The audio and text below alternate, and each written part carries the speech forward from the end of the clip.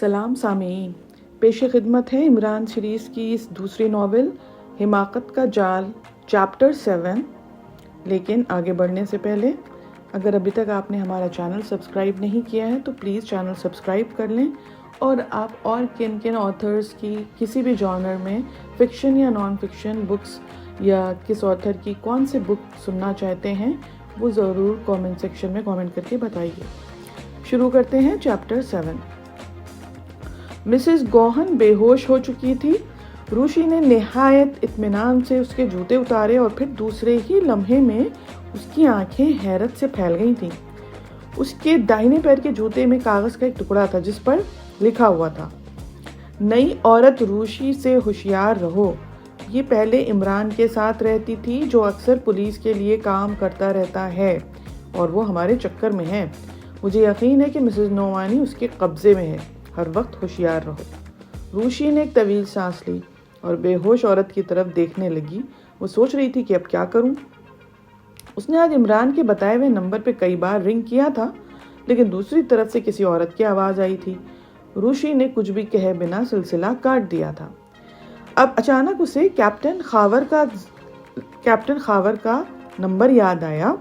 वो जानती थी कि वो भी इमरान का मातहत है। उसने कैप्टन खावर के नंबर पे डायल करा। इत्तेफाक से वो मिल भी गया। मैं रूशी बोल रही हूँ कैप्टन। कौन रूशी? दूसरी तरफ से आवाज़ आई। अरे वही जो इमरान के साथ उसके फ्लैट में रहती है। ओह अच्छा। आजकल इमरान जिस केस के सिलसिले में मशगूल है उसी से मुताल्लिक एक शिकार हाथ लगा है और मैंने उसके पास से एक बहुत ही अहम तहरीर बरामद की है। सोचती हूँ कि उस शिकार का क्या बनेगा। अगर ये अपने आदमियों में वापस पहुँच गई तो शायद हमारा खेल बिगड़ जाए। क्या आप इमरान के फ्लैट से ही बोल रही हैं? नहीं, रूशी ने कहा और फिर उसे अपना पता बताया कबल इसके कि वो होश में आए। हाँ मैं समझता हूँ, खावर ने कहा। मैं अभी पहुँच रहा हूँ, आप इत्मीनान से रहिए। रूशी ने सिलसिला काट दिया। दूसरी तरफ इमरान का क़याम कॉलोनी के सबसे महंगे होटल में था। दूसरे दिन पाइपलाइन की खुदाई शुरू होने वाली थी। इमरान ने सार्जेंट नोमानी से बात की। मैं तुमसे कल सुबह वहीं मिलूंगा जहां मरम्मत के लिए खुदाई की जा रही है। हाँ शायद, बट वहां कोई परिंदा भी पर नहीं मार सकता इमरान साहब। ऐसे ना कहो, वरना मुझे परिंदों का इंतज़ाम करना पड़ेगा। जहाँ खुदाई होने वाली है उस जगह को खारदार तारों से घेर दिया गया है। और किसी मखसूस हिस्से को? इमरान ने हैरत से पूछा। हाँ मिस्टर इमरान, और ये बात काबिल गौर है। मेरा ख्याल है कि उस जगह का रकबा ज़्यादा से ज़्यादा 200 गज होगा। बहुत दिलचस्प। फिर तुम किस नतीजे पे पहुँचे हो? नतीजे पे पहुँचना X2 का काम है, नोमानी ने कहा। मगर फ़िलहाल X2 से राब्ता कायम ना हो सकेगा क्योंकि वो दानिश मंजिल में नहीं है। भाई मुझसे तो जो कहा गया तो मैं तो बस वही करूँगा। अच्छी बात है, इमरान ने कहा और ट्रांसमीटर को बंद कर दिया था। वो सफदर का पता मालूम कर चुका था और अब सोच रहा था कि उससे भी मिलना चाहिए। हो सकता है उसके पास कोई अहम इत्तला हो। वो इस पार्टी में इमरान के अलावा किसी को खातिर में नहीं लाता था। उसका ख्याल था, यानी कि सफदर का ख्याल था, क्या ठीक ही ख्याल था, कि इमरान अगर X2 नहीं है ना तो उससे कम भी नहीं है। इमरान तकरीबन 9:30 बजे अपने कमरे से निकल के डाइनिंग हॉल में आया। दफतन बाईं जानिब उसकी नज़रें उठी और दूसरे ही लम्हे में वो ठिठक गया। करीब ही की एक मेज़ पे वो आदमी तन्हा था जिस पे नज़र पड़ते ही इमरान के कदम रुके थे। इमरान उसकी मेज़ की तरफ आया। दूसरे आदमी का हाथ दाहिनी जेब में गया। क्या रिवॉल्वर निकाल रहे हो प्यारे? इमरान एक कुर्सी खींच के बैठा। मेरे खुदा, दूसरे आदमी ने कहा। आप हैं इमरान साहब? उफ ओह, क्या मेकअप है। अगर आप आवाज़ बदलने की कोशिश करते रहते तो शायद मैं धोखे में रहता, मगर तुम बड़े अनाड़ी हो सफदर साहब। यकीनन मेरे मेकअप में यकीनन कोई खामी रह गई होगी, वरना आप पहचानते कैसे? आँखें, इमरान आहिस्ता से बोला। तुम अगर कोशिश भी करो तो गौर से देखने वालों की नज़रों से बच नहीं सकते। आँखों की बनावट बदल देना बहुत मुश्किल काम है। आप तो लेकिन ये भी कर सकते हैं।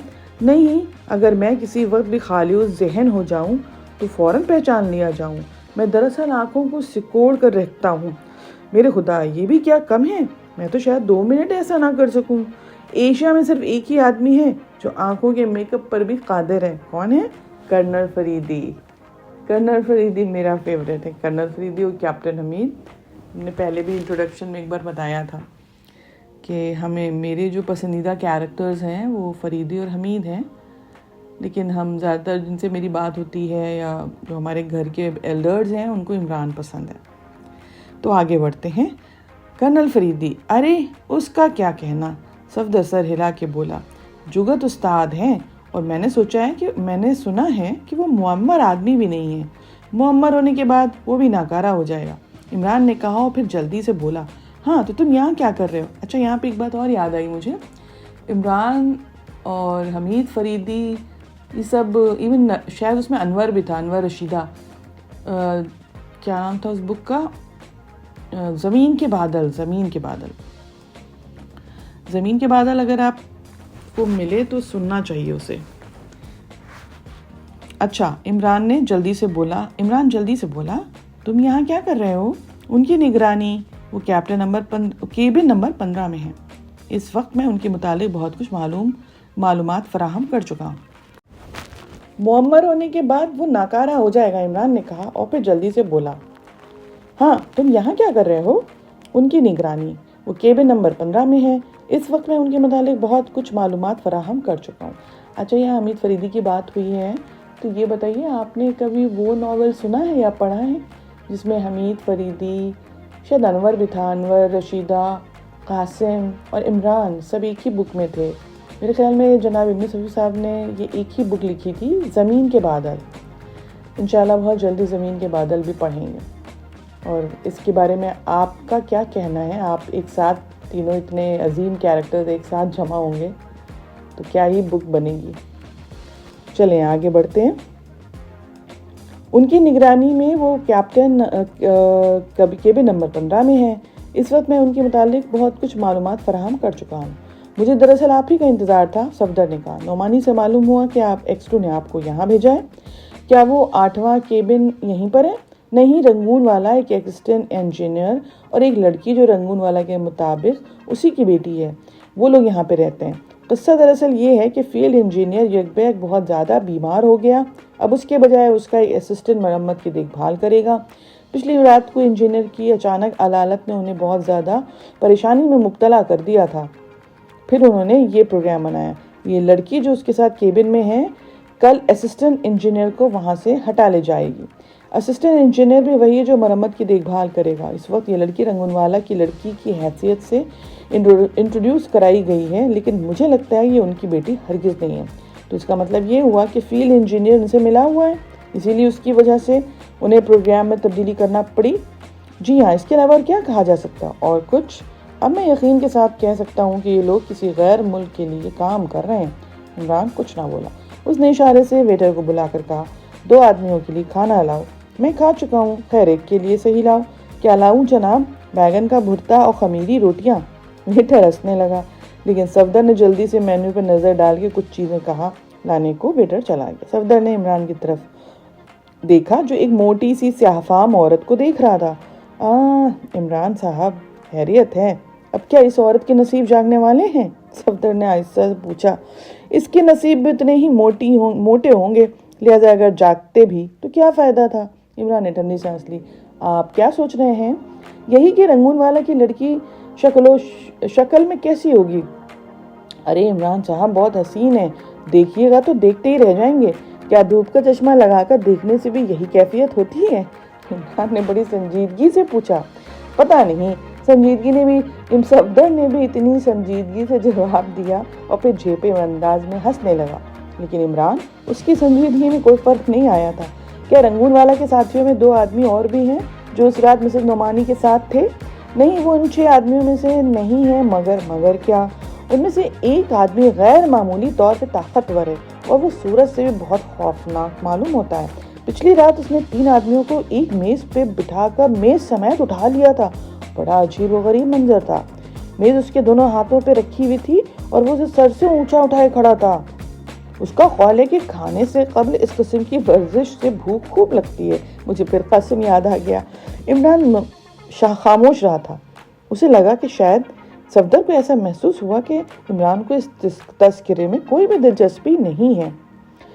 تھوڑی دیر بعد اس نے کہا میرا خیال ہے کہ رنگون والا کے بنگلے کے علاوہ بھی کہیں اور تمہارا قیام کرا ہے کیا؟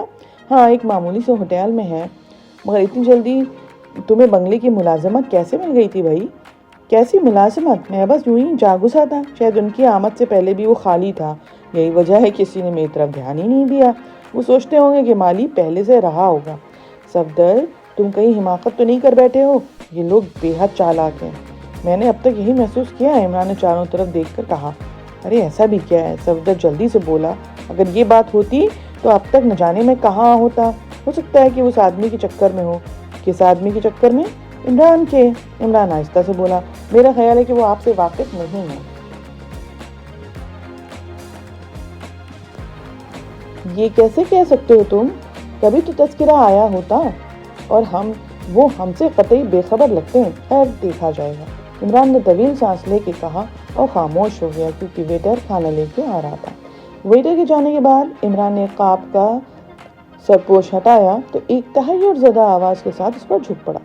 قاب خالی تھی، لیکن اس پہ کاغذ کا ایک ٹکڑا رکھا ہوا تھا اور اس پہ تحریر تھا، تم دونوں خاموشی سے اٹھ کے بائیں جانے والے دروازے سے نکل جاؤ، خطرہ ہے، تم پہچان لیے گئے ہو، دروازے سے نکلنے میں جلدی ہرگز نہ کرنا، احتیاط سے، ادھر اندھیرا ہے، 10 قدم کے فاصلے پر ٹرک موجود ہے، احتیاط سے اس پہ بیٹھ جاؤ، ٹرک میں ہی ڈرائیو کروں گا، اگر اس وقت یہاں موجود نہ ہوتا تو صبح قریب ہی کہیں تمہاری لاشیں پائی جاتی، ہو گئی شادی۔ عمران بھررائی ہوئی آواز میں بولا۔ صفدر قاب کی طرف جھک پڑا۔ یہ کیا مصیبت ہے؟ یہ شاید نعمانی کی تحریر ہے۔ کیوں؟ کیا تمہیں یقین نہیں ہے؟ نہیں، اس کی اردو کی رائٹنگ آج تک میری نظر سے گزری تو نہیں ہے، صفدر بولا۔ یہی حال ادھر بھی ہے، میں نے صرف انگریزی میں اس کی تحریر دیکھی ہے۔ کیا کروں پھر؟ کیا کیا جائے؟ چلو اٹھو، لیکن اگر یہ دھوکہ ہوا تو اس کی سراسر ذمہ داری تم پر ہوگی صفدر، تم نے بڑی بد احتیاطی سے کام کیا ہے۔ نہیں وہ نعمانی ہی ہوگا، صفدر بڑبڑایا۔ کوئی بھی ہو، عمران نے کہا، اب یہاں بیٹھے رہنے میں عافیت نہیں ہے، اگر یہ فریب ہے تو یہاں اس ہوٹل میں لازمی طور پہ ان کے آدمی موجود ہیں۔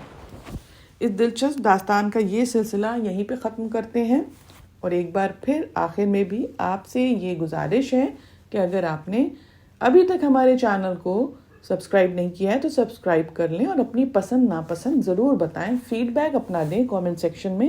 آپ لوگ کامنٹ بھی نہیں کرتے ہیں اور ایسے ہی گزر جاتے ہیں، بڑا بورنگ لگتا ہے، تو بتائیں کہ آپ کیا سوچتے ہیں۔ شکریہ۔